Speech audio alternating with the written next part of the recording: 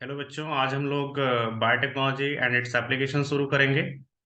और आपके एग्जाम में आपको अच्छे से पता है कि इस चैप्टर से भी कितने क्वेश्चंस आते हैं। 3 क्वेश्चंस। ठीक है ना। जैसा कि मैंने आपको पिछले वीडियो में बताया था कि बायोटेक्नोलॉजी प्रिंसिपल एंड प्रोसेसेस से कितने क्वेश्चंस आते हैं। 3 क्वेश्चंस। वैसे इस चैप्टर से भी कितने क्वेश्चंस आएंगे आपके एग्जाम में? 3 क्वेश्चंस, तो टोटल आपके 6 क्वेश्चंस बन जाएंगे इस यूनिट से। तो नीट एग्जाम के लिए आप इसको बहुत अच्छे से करके जाइए। ठीक है, ये भी मैं आपके लिए बना देता हूँ वीडियो, और इसको आप ध्यान से एक बार ही पढ़ लेना रिवीजन पर्पज से। ठीक है, तो मुझे लगता है कि 45 मिनट में ये चैप्टर बड़े आराम से हो जाएगा। देखो जरा, एक एक लाइन हम लोग कवर करेंगे। पहला पॉइंट है कि जैसा कि आपने पिछले चैप्टर में पढ़ा, from the previous chapter essentially deals with the industrial scale production of biopharmaceutical and biological using genetically modified microbes, fungus, plants and animals। ठीक है, पिछले चैप्टर में आपको बताया गया कि हम लोग बायोलॉजिकल प्रोडक्ट्स फॉर्म करने के लिए बहुत सारे माइक्रोब्स का यूज करते हैं, जैसे फंगस हो गया आपका, प्लांट्स हो गया, एनिमल्स हो गया। ठीक है ना। So the applications of biotechnology include therapeutics, diagnostics, genetically modified crops for the agriculture, process food, यानी कि हम लोग फूड का भी इसमें फॉर्मेशन कर सकते हैं। Bio remediations, waste treatment, energy productions. अब देखो, एक पॉइंट बहुत ज्यादा इंपॉर्टेंट है यहाँ पे। आप लोग जनरली इस पॉइंट पे फोकस नहीं करते हो कि हम लोग एनर्जी प्रोडक्शंस भी यहाँ से कर सकते हैं। ठीक है, एग्रीकल्चर्स के लिए हम लोग जीएमओ टाइप ऑफ क्रॉप बनाते हैं, जेनेटिकली मॉडिफाइड क्रॉप्स। ठीक है ना। और बहुत सारे थेरेपेटिक्स, यानी कि जो थेरेपी के लिए यूज करते हैं, डायग्नोस्टिक पर्पज से हम यूज करते हैं। ठीक है ना। और आपका क्या है, फूड का फॉर्मेशन हम कर सकते हैं, बायो रेमेडिएशंस यानी कि जो बायो रेमेडी हैं, और वेस्ट ट्रीटमेंट यानी कि जो हमारे बायोलॉजिकल वेस्ट होते हैं उसको हम लोग with the help of biotechnology treat कर सकते हैं। ठीक है। अब यहाँ पे कौन कौन से ऐसे क्रिटिकल रिसर्च एरिया है, जरा उसको ध्यान से देखते हैं। पहला पॉइंट है providing the best catalyst in the form of improved organism, usually a microbes और प्योर एंजाइम, यानी कि हम लोग माइक्रोब्स और प्योर एंजाइम का यूज करके, ठीक है ना, एज अ कैटलिस्ट हम लोग यूज करके बहुत सारे प्रोडक्ट का फॉर्मेशन कर सकते हैं। Creating optimal conditions through engineering for a catalyst to act. अब पता चला ये किसका पार्ट है, बताओ जरा। ये आपका जेनेटिक इंजीनियरिंग का प्रोसेस हो गया। ठीक है, और जेनेटिक इंजीनियरिंग के साथ साथ हमें यहाँ पे क्या ध्यान देना है, केमिकल इंजीनियरिंग प्रोसेस मैंने आपको बताया था। ठीक है, कि जेनेटिक के साथ साथ ये प्रोसेस बहुत ही मस्ट होता है, जिसे हम नाम देते हैं केमिकल इंजीनियरिंग या फिर बायो प्रोसेस इंजीनियरिंग। अगला स्टेप है कि जब आपका प्रोडक्ट तैयार हो जाएगा, ठीक है, तो वहां से जो हम प्रोसेसिंग करते हैं उसी को नाम देते हैं डाउनस्ट्रीम प्रोसेसिंग। ठीक है ना। और उसमें क्या करेंगे, प्रोडक्ट को प्योरीफाई करेंगे इन द फॉर्म ऑफ प्रोटीन या फिर जो आपने ऑर्गेनिक कंपाउंड बनाया है उसको। ठीक है, अब यहाँ पे आपसे ये बात कर रहा है कि बायोटेक्नोलॉजी की हेल्प से हम लोगों ने क्वालिटी ऑफ ह्यूमन लाइफ को इम्प्रूव किया है। ठीक है ना। और फूड प्रोडक्शंस इंक्रीज किया, हेल्थ जो आपका है, ठीक है ना, उसको भी इम्प्रूव किया हम लोगों ने। अब आते हैं कि जो बायोटेक्नोलॉजी एप्लीकेशंस है उसको हम एग्रीकल्चर सेक्टर में यहाँ पे देख सकते हैं। ठीक है ना। जैसे कि स्टार्टिंग में ही बताया गया है कि हम यहाँ पे एग्रीकल्चर सेक्टर के लिए देखेंगे, मेडिसिन सेक्टर के लिए देखेंगे, और ट्रांसजेनिक एनिमल्स क्या होते हैं उनके बारे में देखेंगे, और एथिकल इश्यूज क्या आते हैं उसके बारे में थोड़ा सा डिस्कस कर लेंगे। So first point is for the agriculture you can see here, let us take a look at the 3 options that can be thought for increasing the food production। Agrochemical based agriculture, यानी कि आपने क्या काम किया बताओ जरा। जो agrochemical based agriculture है, ठीक है ना, उसकी हेल्प से हम क्या कर सकते हैं, फूड प्रोडक्शन बढ़ा सकते हैं। तो ये आपका पहला पॉइंट हो गया। दूसरा कह रहा है कि हमारे पास दूसरा ऑप्शन है कि जो हमारा ऑर्गेनिक एग्रीकल्चर है उसकी हेल्प से हम फूड प्रोडक्शन बढ़ा सकते हैं। तीसरा क्या है, genetically engineer crop based agriculture, यानी कि जो आपका जीएमओ है या जीएम क्रॉप जिसे हम नाम देते हैं, जेनेटिकली मॉडिफाइंग क्रॉप्स। अब देखो होता क्या है कि यहाँ पे अगर हम बात करें तो पता चलता है कि पहले हम लोगों ने 1960 के बाद में जो ग्रीन रिवॉल्यूशन आया 1960 में, तो उस टाइम पे हम लोगों ने सबसे ज्यादा फोकस किया किसके ऊपर बताओ जरा, आपका जो एग्रोकेमिकल बेस्ड एग्रीकल्चर है। ठीक है ना। उसके बाद में हम लोगों ने थोड़ा सा ऑर्गेनिक एग्रीकल्चर फोकस किया, लेकिन इस टाइम पे हम देखते हैं कि पता चलता है कि अगर हम एग्रोकेमिकल बेस्ड एग्रीकल्चर करें ठीक है, तो हमारे पास जो लैंड एरिया है, ठीक है ना, वो तो लिमिटेड है, आपको पता है रिसोर्सेज लिमिटेड है, लेकिन पॉपुलेशन धीरे धीरे बढ़ रही है, तो हमें क्या करना होगा, एक अलग से प्रोसेस यूज करना होगा जिसका नाम होगा genetically engineering crop based agriculture. तो इस पूरे पैराग्राफ में यही मेंशन किया गया है, जरा देखते हैं कि करके कह रहा है कि green revolution succeeded in the tripling the food supply, but at it was not enough to feed the growing human population. Green revolution की हेल्प से जो फूड प्रोडक्शन इंक्रीज हुआ वो करीब करीब 3 टाइम्स इंक्रीज हुआ, लेकिन इससे जो हमारा ह्यूमन पॉपुलेशन है उसके लिए सफिशिएंट फूड सप्लाई नहीं था। अब इससे क्या हुआ, increase yields have partially been due to the use of improved crop varieties, but mainly due to the use of better management practices and use of agrochemical fertilizer and pesticide। आपके exam में पूछा जाएगा कि यहाँ पे जो crop production increase हुआ, ठीक है ना, वो पार्शली किस वजह से हुआ, यानी कि जिसका कम रोल था, तो आपका आंसर होगा इम्प्रूव क्रॉप वैरायटीज। ठीक है, तो यहाँ पे मैं लिख देता हूं इम्प्रूव्ड क्रॉप वैरायटीज, आपको भी यहाँ पे मेंशन करना होगा, ठीक है ना, इम्प्रूव क्रॉप वैरायटीज। लेकिन अगर आपसे पूछा जाए कि मेनली किस वजह से हुआ, तो आपका आंसर होगा better management practices, better management practices, ठीक है ना। और दूसरा पॉइंट क्या था बताओ जरा, use of agrochemical, use of agrochemicals, ठीक है ना, यानी कि आपका जो पेस्टिसाइड्स है और जो आपका फर्टिलाइजर है उसके ऊपर डिपेंड कर रहा था।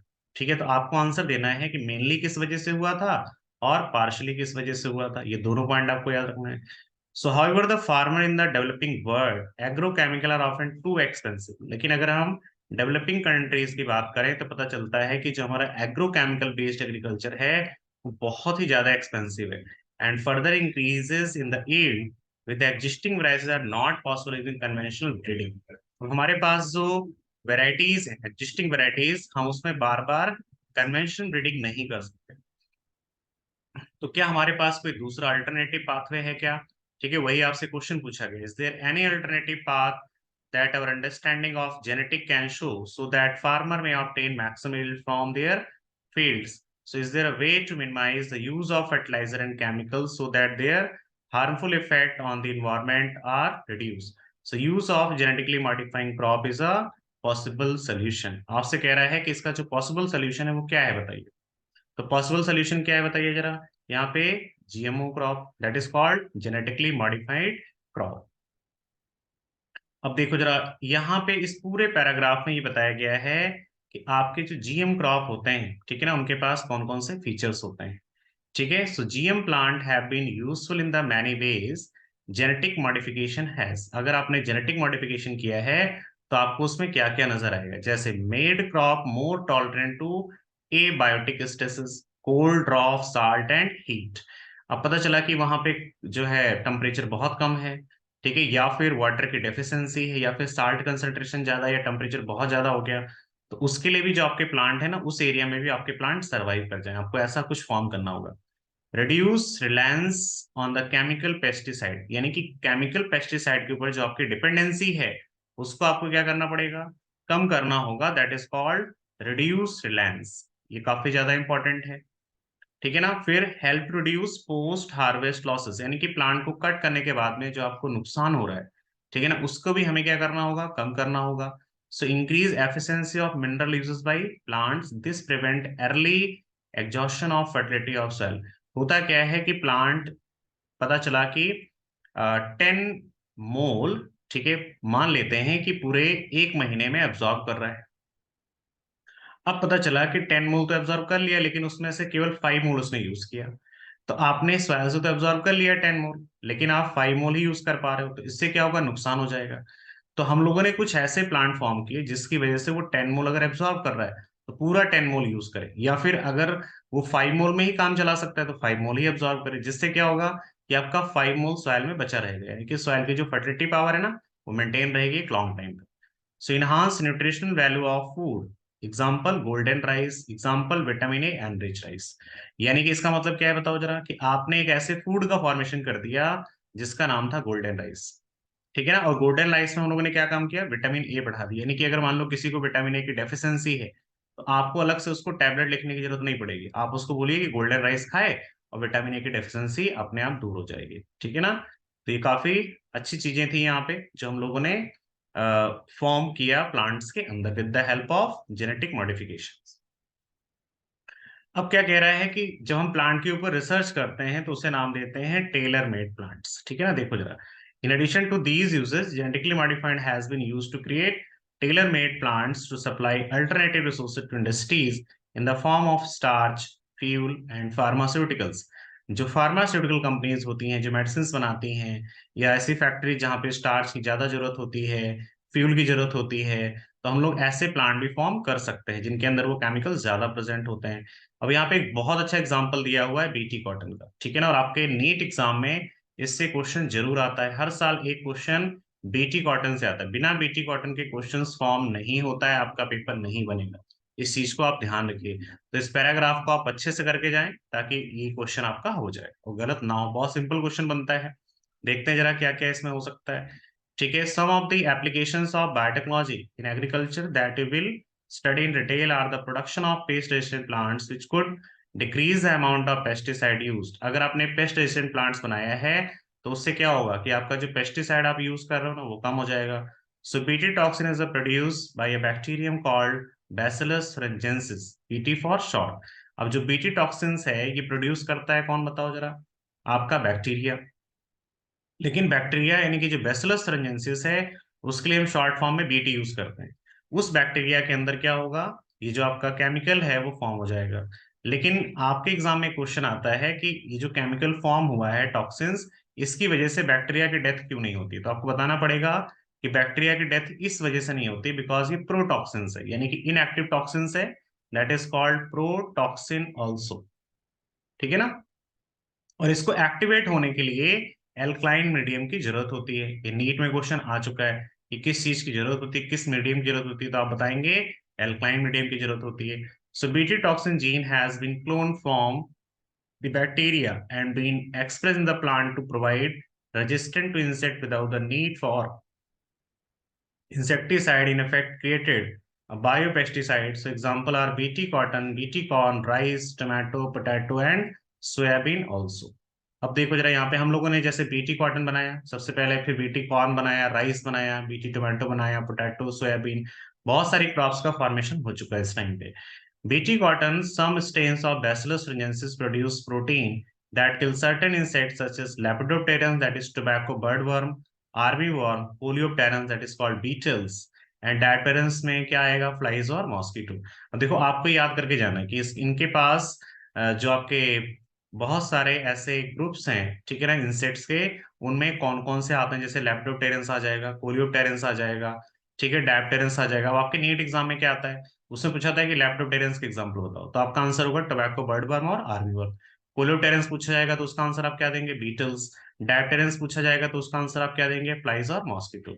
So Bacillus thuringiensis form protein crystal during a particular phase of their growth. So these crystals contain a toxic insecticidal protein। और जो आपका Bacillus thuringiensis है वो यहाँ पे जो प्रोटीन बनाएगा उसका नाम होगा insecticidal protein.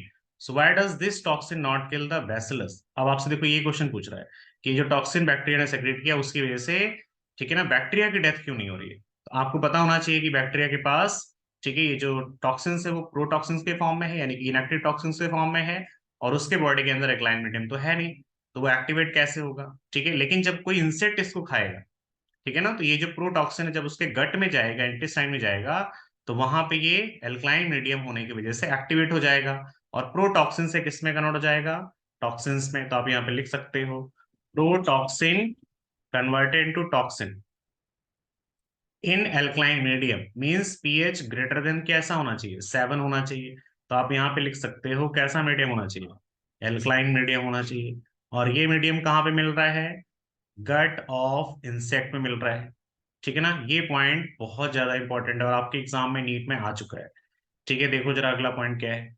Actually the BT toxin protein exist and inactive protoxins, but once an insect ingests the inactive toxin, it is converted into an active form of the toxin due to the alkaline pH of the gut, which stabilizes the crystals. So the activated toxin binds to the surface of mid-gut epithelial cells and create pores that cause cell swelling and lysis and eventually cause death of the insect.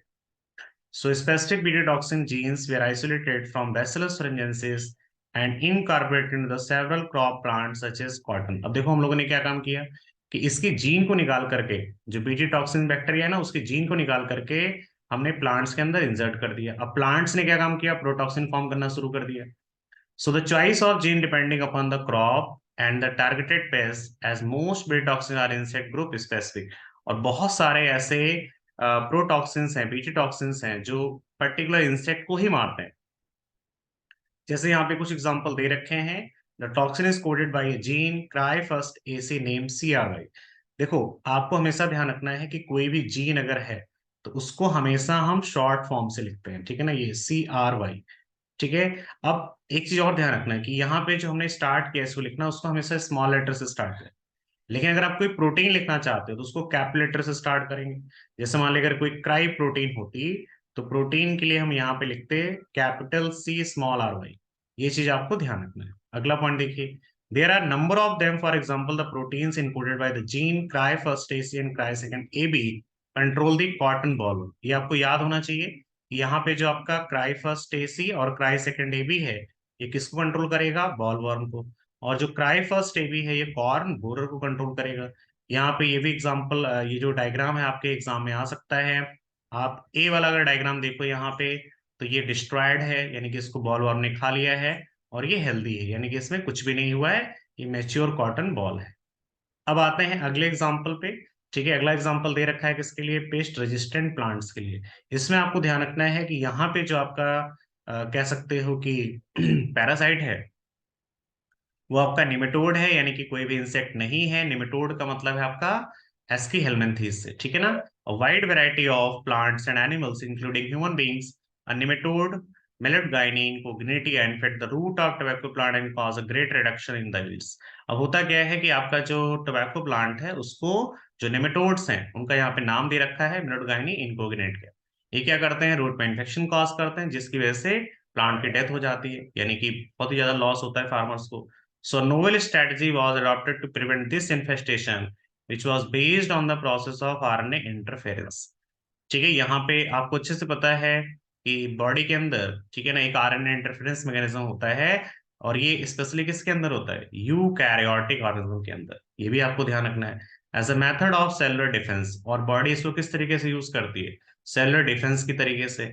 This method involve silencing of specific mRNA to the complementary double stranded RNA। इससे क्या होता है कि जैसे मान लीजिए कि एक सेल के अंदर इन्फेक्शन हुआ तो आरएनए इंटरफेरेंस रिलीज होगा, मान लीजिए एमआरएनए रिलीज हुआ, ये जाकर के दूसरी सेल को बता देगा कि यहाँ पे इस टाइप का आरएनए या डीएनए आया हुआ है और अभी इन्फेक्शन कॉज हो सकता है आपके सेल के अंदर भी। तो ये मैसेज यहाँ पे ट्रांसफर हो गया, that is called RNA interference. अब इससे क्या होगा कि यहाँ पे ये जो सेल है ना, ये अपने आप को बचाने के लिए इसका कॉम्प्लीमेंट्री आरएनए बना लेगी। अब पता चला यहाँ पे कोई भी आरएनए आया तो उसको इसके साथ बाइंड करके, ठीक है ना, और इसमें इन्फेक्शन रोक लिया जाएगा। तो एक सेलुलर डिफेंस है, यानी कि सेल अपने आप को बचाती है सेल से।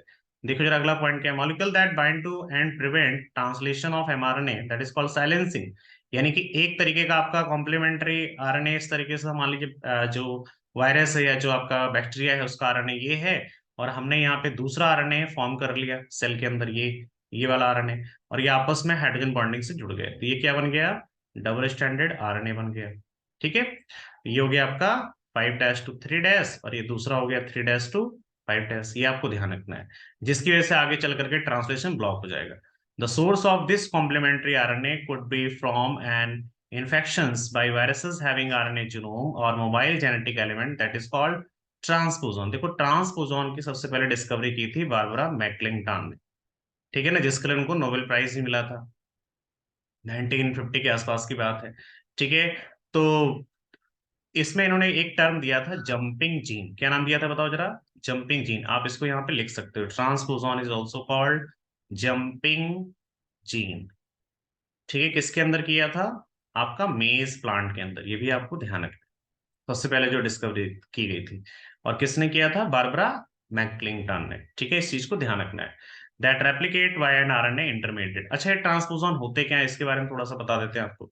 जैसे मान लीजिए कि ये आपका डीएनए है, ठीक है ना, या फिर डीएनए से मिलके क्रोमोसोम बना आपका। तो यहाँ पे मान लीजिए कोई जीन प्रेजेंट है और इस जीन ने क्या काम किया, अपने आप को शिफ्ट कर लिया, यहां से शिफ्ट होकर के मान लो यहाँ पे आ गई। ठीक है, तो अगर कोई जीन शिफ्ट होती है तो म्यूटेशन कॉज करती है। ठीक है ना, तो ये हो गया आपका ट्रांसपोजन, इसीलिए उसका नाम रखा गया जंपिंग जीन। अब देखो यहाँ पे हम लोग क्या करेंगे, एग्रोबैक्टीरियम ट्यूमिफेसियंस का नाम आपने सुना होगा, मैंने आपको फर्स्ट चैप्टर में बताया था। ठीक है, उसका यूज करके हम लोग क्या करेंगे, यहाँ पे निमेटोड स्पेसिफिक जो जीन है उसको प्लांट के अंदर हम डाल देंगे।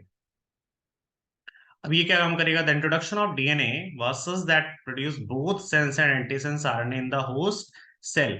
अब जो होस्ट सेल है यानी कि जो प्लांट की सेल है उसके अंदर, ठीक है ना, आपका जो बैक्टीरिया का जो सॉरी नेमेटोड का जो आपका आरएनए है, ठीक है, वो भी इसके अंदर फॉर्म होगा, और इसका जो एंटीसेंस एमआरएनए है वो भी इसके अंदर फॉर्म हो जाएगा। अब इससे क्या होगा, एग्रोबैक्टीरियम ने उसको ट्रांसफर कर दिया, और इसके बीच में जो हाइड्रोजन बॉन्डिंग है वो भी क्रिएट हो जाएगी, जिसकी वजह से यहाँ पे भी डबल स्टैंडर्ड आरएनए का फॉर्मेशन हो जाएगा। और जो आपका ट्रांसलेशन वाला प्रोसेस है, ठीक है ना, ट्रांसलेशन वाला जो प्रोसेस है वो क्या हो जाएगा, रुक जाएगा, ब्लॉक हो जाएगा।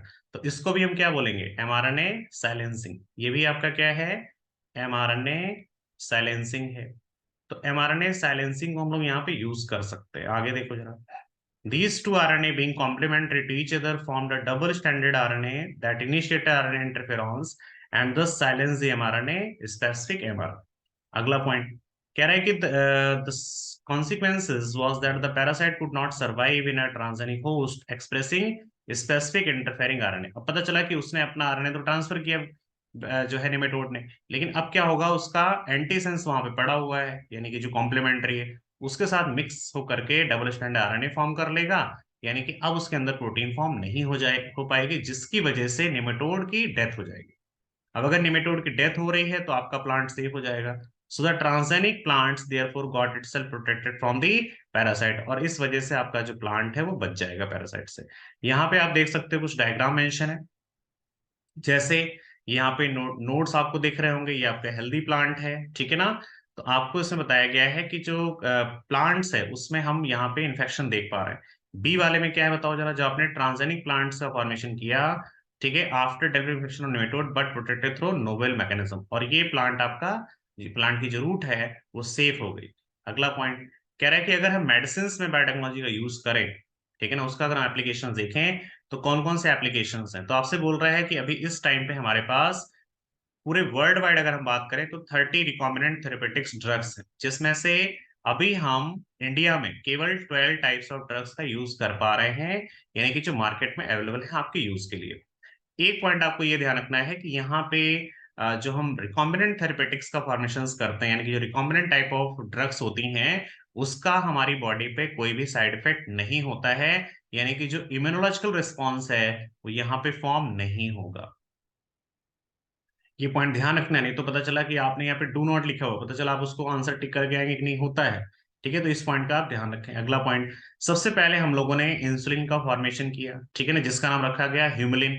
आपको ये चीज पता होना चाहिए कि सबसे पहले जो इंसुलिन फॉर्म किया गया with the help of Eli Lilly, जो अमेरिकन कंपनी है, उसका नाम रखा गया ह्यूमलिन। तो देखो जरा, पहले क्या हो रहा था कि जब बहुत सारे लोग डायबिटिक हो रहे थे तो वहां पे, ठीक है, जो स्लॉटर हाउसेस थे वहां से कैटल्स और पिग के बॉडी से जो पैनक्रियाज है वहां से इंसुलिन को निकाल करके बॉडी में डाला जा रहा था, लेकिन उससे हो क्या रहा था बताओ जरा, उनके बॉडी के अंदर जो फॉरेन जीन है उसके आने की वजह से, ठीक है ना, क्या हो रहा था बताओ जरा, बहुत ही कह सकते हो कि बहुत ज्यादा प्रॉब्लम हो रही थी, यानी कि एलर्जी कॉज हो रही थी।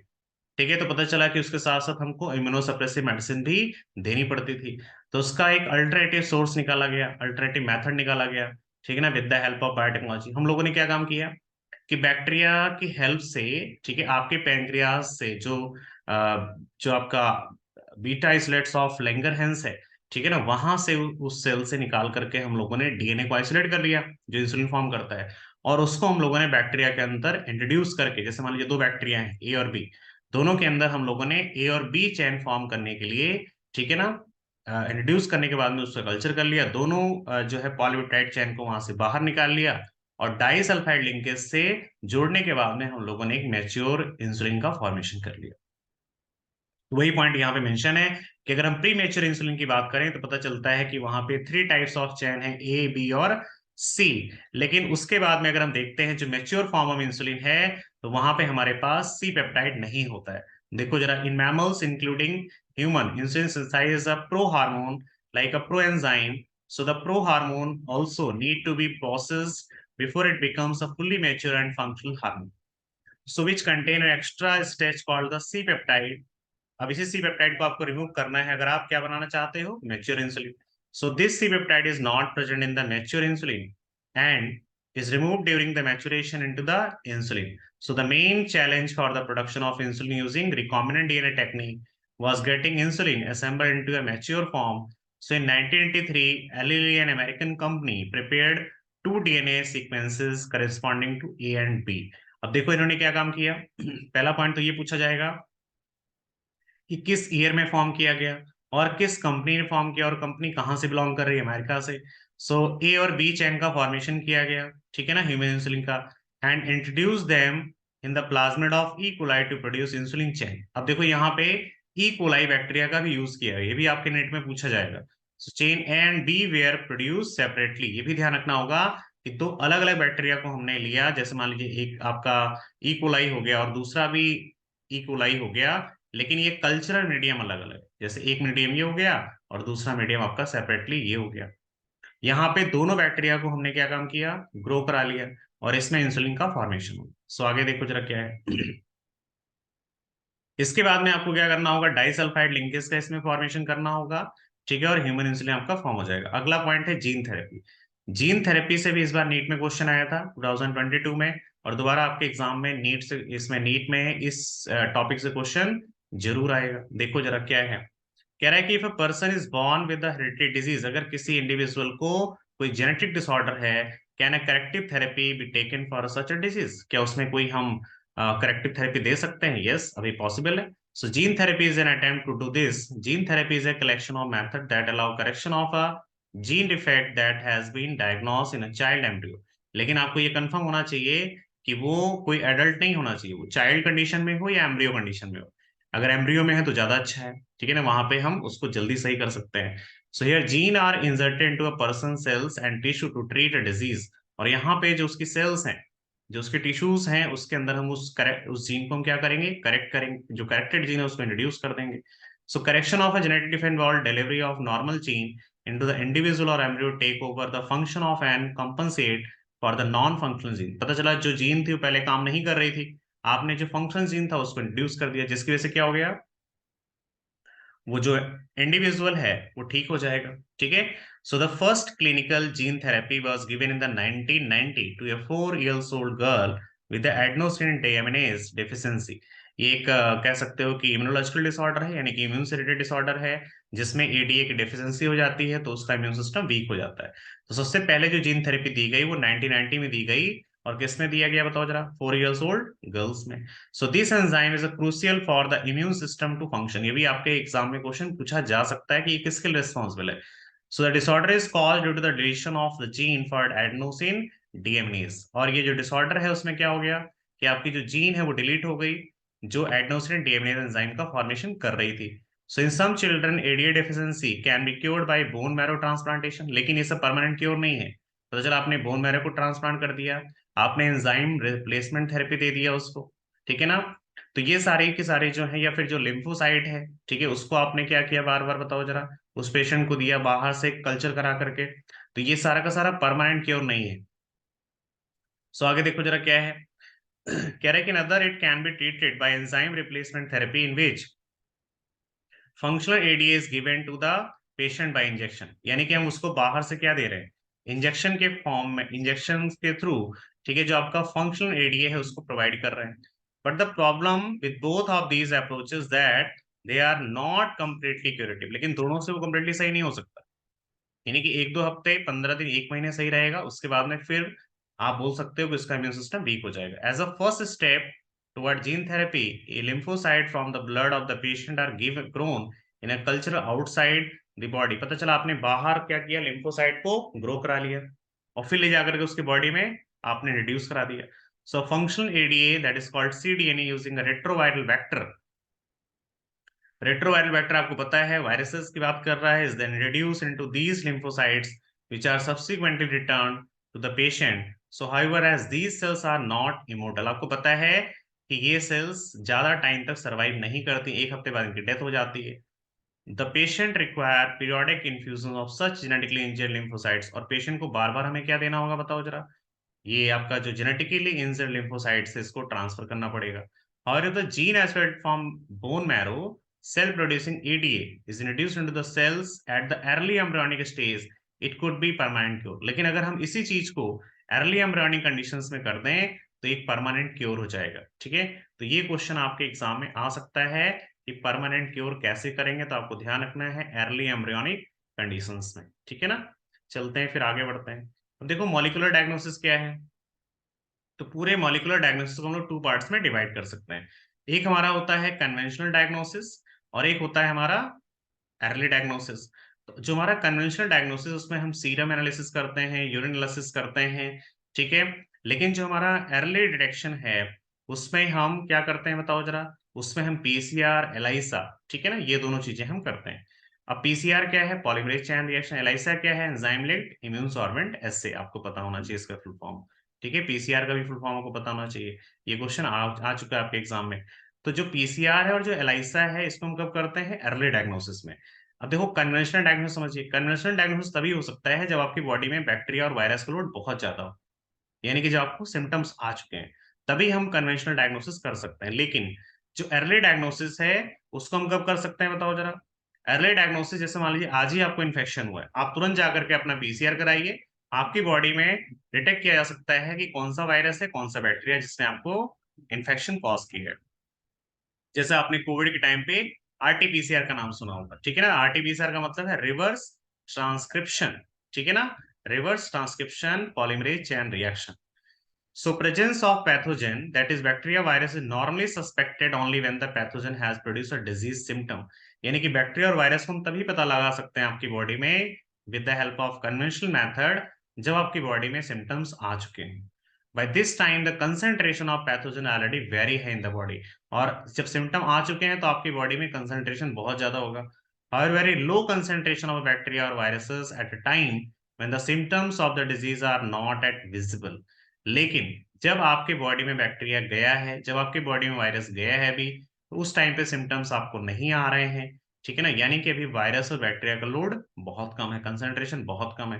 Can be detected by amplifications of their nucleic acid by PCR. और हम कैसे डिटेक्ट कर सकते हैं बताओ, एम्प्लीफिकेशन करके. यानी कि मान लीजिए एक छोटा सा पीस है आपके पास डीएनए का, ठीक है ना, अब इसको आप क्या करिए, एम्पलीफाई करिए with the help of PCR. अब अगर पीसीआर टेस्ट पॉजिटिव है तो इसका मतलब है कि आपकी बॉडी में उस वायरस या बैक्टीरिया का इन्फेक्शन है. So PCR is now routinely used to detect HIV in the suspected AIDS patient. अब देखो पीसीआर का यूज एचआईवी में भी करते हैं. पता चला किसी को एचआईवी के सिम्टम्स अभी नहीं आए हुए हैं, यानी कि एड्स.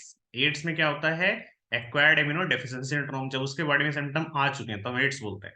और एचआईवी तो उस वायरस का नाम है, इम्यूनो वायरस, जिसकी वजह से आपको इन्फेक्शन कॉज हुआ है. अब हमें ये पता लगाना है कि आपकी बॉडी में वो वायरस आ चुका है. ठीक है ना, तो उस टाइम पे हम पीसीआर करेंगे. It is being used to detect mutations in the gene suspected cancer patient too. It is a powerful technique to identify many other genetic disorder. और ये पावरफुल टेक्निक है जिसमें हम क्या पता करते हैं बताओ जरा, बहुत सारे जेनेटिक डिसऑर्डर के बारे में पता कर सकते हैं. सिंगल स्ट्रैंडेड डीएनए और RNA tagged with a radioactive molecule probe is allowed to hybridize to its complementary DNA in a clone of cell followed by detection using autoradiography. देखो ऑटोरेडियोग्राफी आपके नेट एग्जाम में बहुत ज्यादा पूछा गया है, इस बार भी क्वेश्चन आया था इसके ऊपर. तो इसका मतलब क्या है कि आपने अगर आपकी जो आपका जो नॉर्मल डीएनए है उसको अगर आपने किसी रेडियो एक्टिव सब्सटेंस के साथ जोड़ दिया, जैसे मान लीजिए आपका रेडियो एक्टिव सब्सटेंसेस है, ठीक है ना, रेडियो एक्टिव सब्सटेंस, और ये आपका क्या है, डीएनए है आपकी बॉडी का.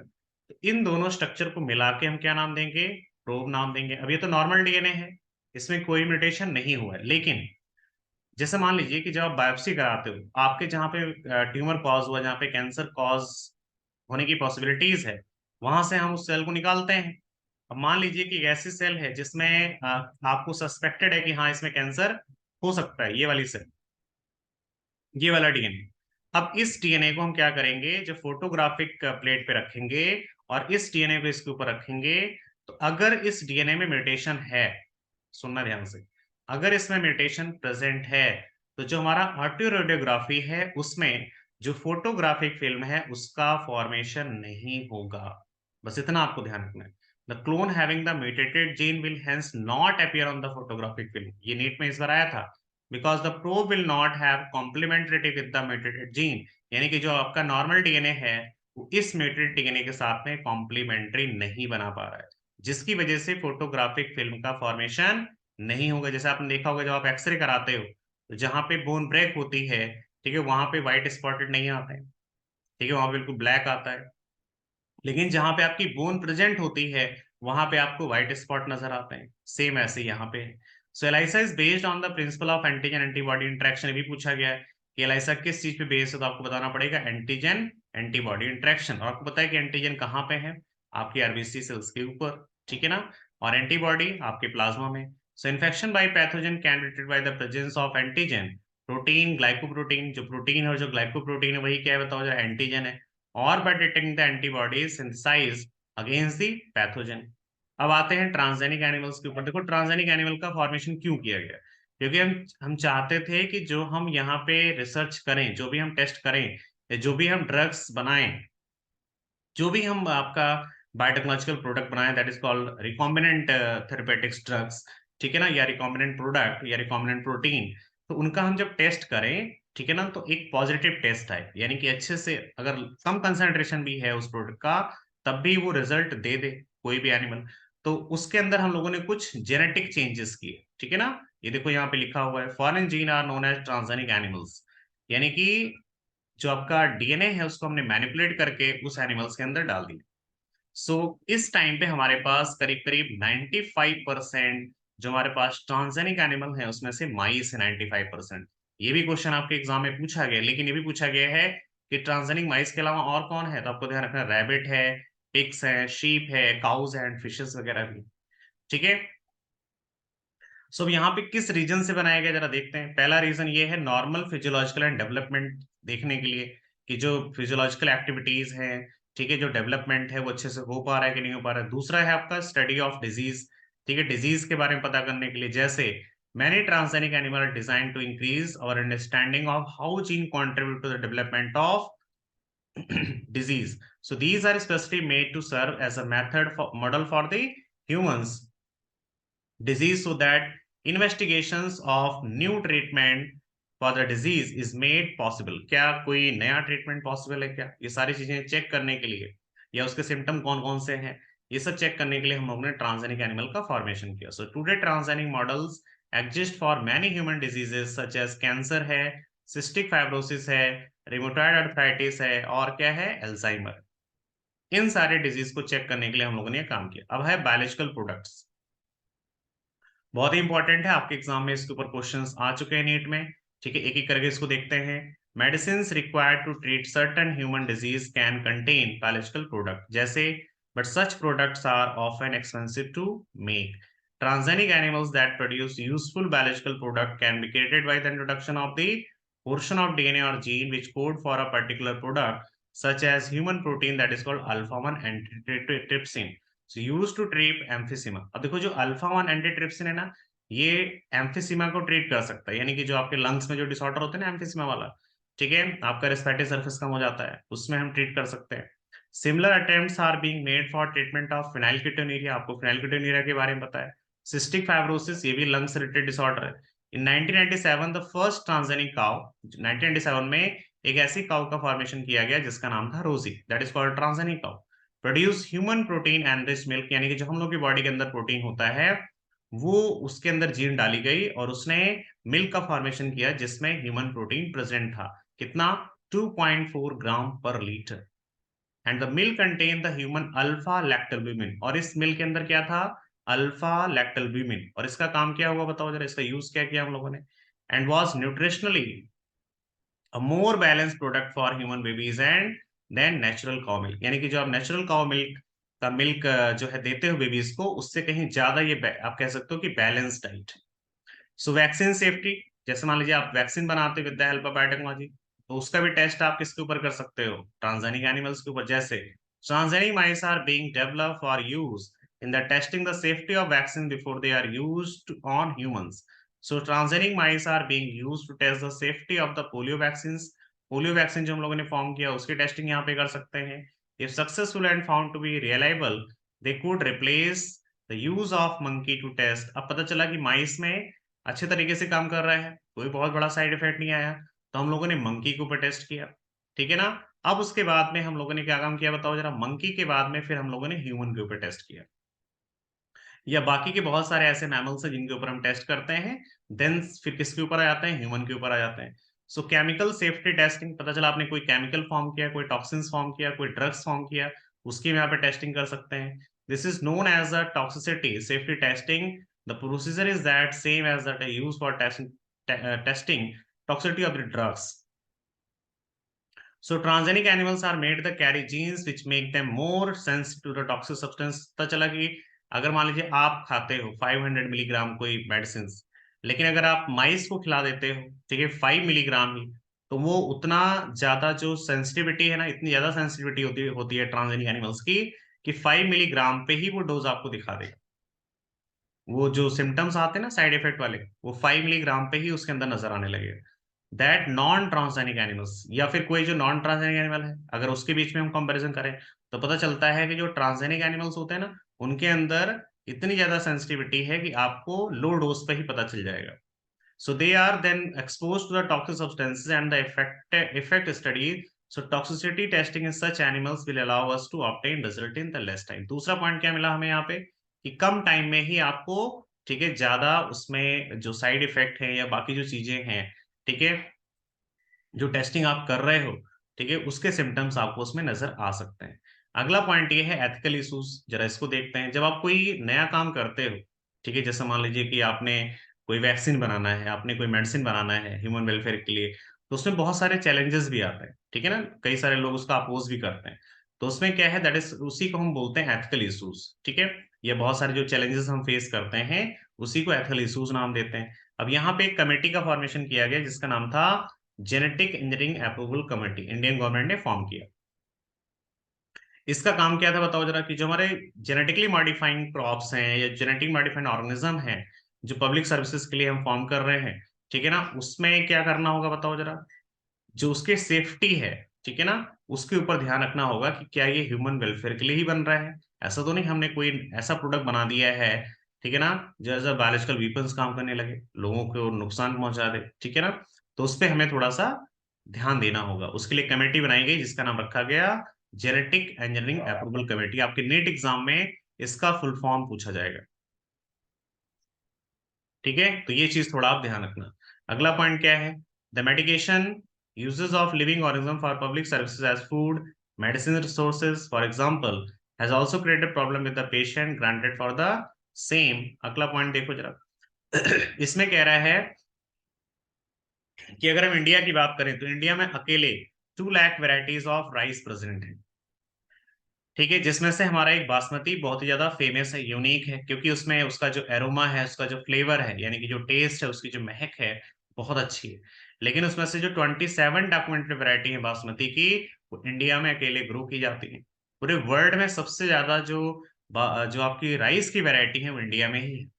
So there are reference to the basmati in the ancient text, folklore and the poetry as it has been grown for centuries. पता चला कि हमारे पास जो पोएट्री है, ठीक है ना, जो फॉल्कलोर है, और जो हमारे पास टेक्स्ट है, एंशियंट टेक्स्ट, जो पुराने वेद ये सारे हैं शास्त्र, उनमें भी इनके बारे में मेंशन है. In 1997, an American company got patent right on basmati rice through the US Patent and Trademark Office. 1997 में अमेरिकन कंपनी ने क्या काम किया कि इंडिया से वो बासमती राइस लेके जाते हैं, ठीक है ना, और अपने यहाँ पे जो बासमती राइस है उसके साथ क्रॉस करा देते हैं. किसके साथ बताओ जरा. सेमी डॉग वैरायटी जो वहाँ की है, और इंडियन बासमती को क्रॉस कराया. एक नया प्लांट उन्होंने बताया कि हमने एक नया बासमती का जो है वैरायटी फॉर्म कर दिया है. ठीक है, क्लेम किया उन्होंने और उसको पेटेंट करा लिया. अब पता चला कि उन्होंने बोला कि हम पूरे वर्ल्ड में अलग अलग कंट्री में जाकर के हम ही केवल बासमती बेच सकते हैं, आप नहीं बेच सकते, क्योंकि हमारी वैरायटी है. ठीक है ना. तो ये क्या हुआ बताओ जरा, हमारे साथ एक तरीके से चीटिंग हुई इंडिया के साथ.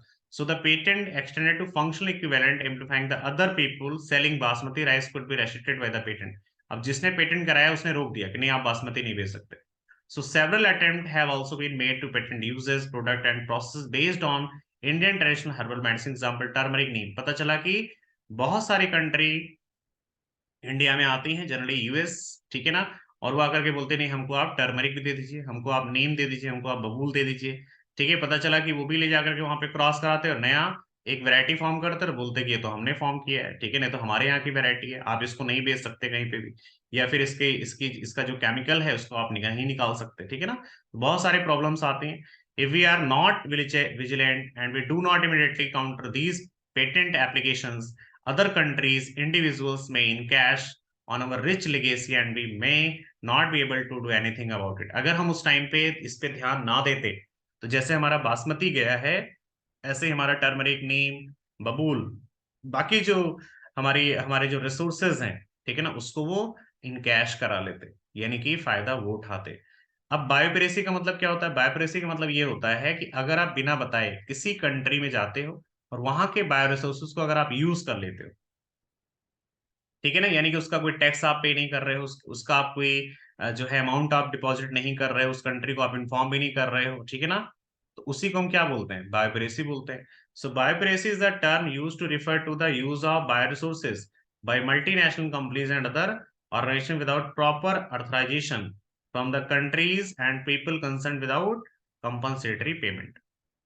So most of the industrialized nations are rich financially but poor in the biodiversity and traditional knowledge। अब पता चला बहुत सारी ऐसी कंट्री हैं जिनके पास पैसा तो है लेकिन उनके पास बायोडाइवर्सिटी बहुत कम है और उनके पास ट्रेडिशनल नॉलेज बहुत कम है।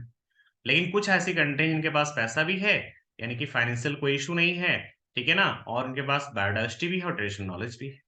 In contrast, the developing and the underdeveloping world is rich in the biodiversity and traditional knowledge related to the bioresources.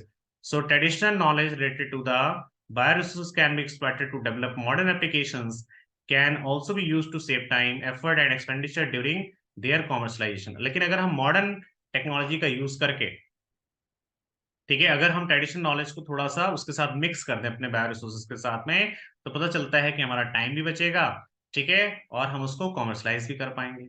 There has been growing realization of the injustice, inadequate compensation and benefit sharing between developed and developing countries। So therefore some nations are developing law to prevent such unauthorized exploitation of their bioresources and traditional knowledge। और कुछ country ऐसी हैं जो अपने यहाँ के बायोरिसोर्स को लेकर के बहुत ही ज्यादा अलर्ट है, ठीक है, अपने ट्रेडिशनल नॉलेज को लेकर के बहुत ही ज्यादा वो लोग प्राउड फील करते हैं, ठीक है, और वो दूसरे कंट्री के लिए ध्यान भी रखते हैं कि ये हमारे बायो रिसोर्सेज को, ठीक है, यूज ना कर पाए, हमारे ट्रेडिशनल नॉलेज को इनकैश ना करा पाए, ठीक है ना। The Indian Parliament has recently cleared the second amendment of the Indian Patent Bill। Most important, first amendment नहीं है, second amendment of the Indian Patent Bill, इसको आपको ध्यान रखना है। That takes such issues into consideration, including patent terms, emergency provisions, and research and development initiatives। ठीक है ना, तो ये चैप्टर आपका फिनिश हो गया है। और ठीक है ना, आपको क्या करना है, इसको अच्छे से रिवाइज कर लेना है। फिर मिलते हैं नेक्स्ट वीडियो के साथ। जय हिंद।